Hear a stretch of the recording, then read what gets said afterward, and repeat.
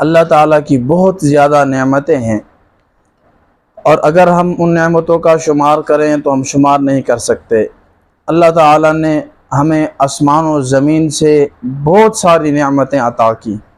زمین سے کئی قسم کے پھل اور میوے اور سبزیاں اور ایسی بہت ساری چیزیں جو اللہ کی طرف سے نعمتیں ہیں، ان میں ایک تربوز بھی ایک ایسی نعمت ہے۔ تو ایک دفعہ ہم بیٹھے سوچنے لگے کہ گرمیوں کے علیحدہ پھل، سردیوں کے علیحدہ پھل، گرمیوں میں خاص طور سے تربوز، اللہ تعالیٰ نے اس میں ایسی خاصیات رکھی ہیں کہ بندہ حیران ہو جاتا ہے۔ اور پھر آم اور یہ تربوز، یہ دو ایسی چیزیں ہیں کہ جن کو اللہ تعالیٰ نے بہت زیادہ ان کا ذائقہ اور ان کی شکل و صورت، اور اس کو عام طور سے لوگ پسند کرتے ہیں۔ اس کے علاوہ ہم دیکھ لیں فروٹ ہیں، استعمال ہوتے ہیں، لیکن زیادہ فروٹوں میں، پھلوں میں تربوز اور آم کا استعمال بہت زیادہ ہوتا ہے۔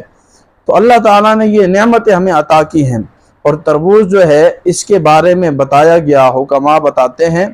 کہ تربوز انسان کو قوت مدافعت میں بھی بہت فائدہ دیتا ہے، اور اسی طرح اس کی وجہ سے انسان کا ذہن اور نظر، کہنے والوں نے کہا، حکماء بتاتے ہیں کہ اگر جو بندہ روزانہ 100 گرام تربوز کھا لیتا ہے تو اس کی آنکھوں کی نظر تیز ہوتی ہے۔ اور اسی طرح اس کے بہت سارے فوائد ہیں کہ اگر اس کو کوئی کھاتا ہے، مستقل استعمال کرے، ایک تو یہ انسان کے اندر شریر سے کمزوری کو دور کرتا ہے، اور دوسرا یہ کہ اس کے اندر اللہ تعالیٰ نے یہ فائدہ رکھا کہ خون کی کمی کو بھی پورا کرتا ہے۔ تو اسی طرح کثیر فوائد، بے شمار فوائد اس کے اندر رکھے ہیں اللہ تعالیٰ نے، قدرت نے بہت سارے اس میں کرشمات رکھے ہیں۔ تو ان کو اس کو اور پھر اللہ تعالیٰ نے یہ نظام بنایا ہے کہ ہر ایک موسم کے حساب سے اپنا پھل بنایا، اور اس میں اللہ تعالیٰ نے انسانوں کے لیے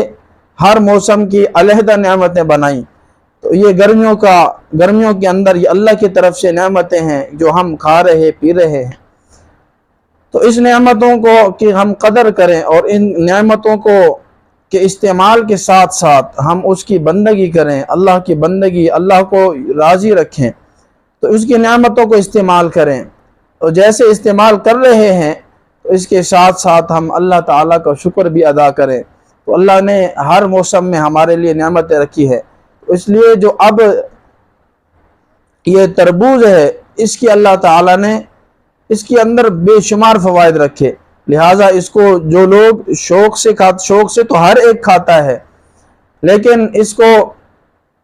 خاص طور سے اب اس کے استعمال کے بہت سارے طریقے ہیں۔ کچھ لوگ اس کا شربت اور جوس بنا کر پیتے ہیں، تو یہ جس طریقے سے کھایا جائے، اس کا سلاد کے طور پر لوگ استعمال کرتے ہیں، اور اسی طرح کچھ لوگ اگر اس کو ہاضمے کے لیے استعمال کیا جائے اور جسم کو سکون پہنچانے کے لیے اور صحت کو اچھا رکھنے کے لیے، ایک تو یہ کہ اس کو زیادہ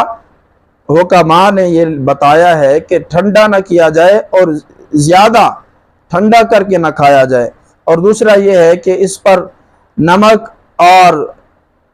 اسی طرح جیرا اور کالی مرچ کا اگر تھوڑا استعمال کر لیا جائے تو یہ ہاضمے کے لیے بہت مفید ہے۔